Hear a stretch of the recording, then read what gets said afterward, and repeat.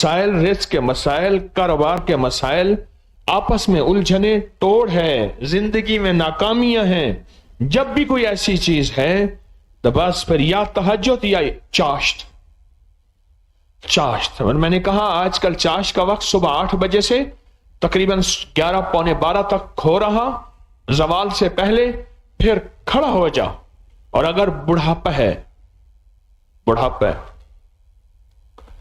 तो फिर बैठ के पढ़।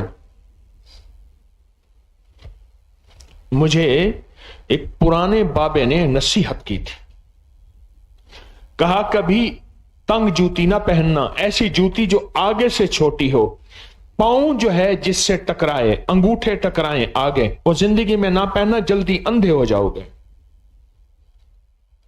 और पागल हो जाओगे, दिमाग खत्म हो जाएगा। ऐसी जूती जिसके आगे अंगूठे टकराएं, छोटी जूती, एक नसीहत। दूसरी, ऐसी चारपाई पे ना सोना, बाबा जी ने कहा था, जिसमें पांव लटके हुए हों, छोटी चारपाई हो। उससे फालिज, दिमागी खतरात, जहन और पता नहीं क्या क्या बीमारियां होंगी। और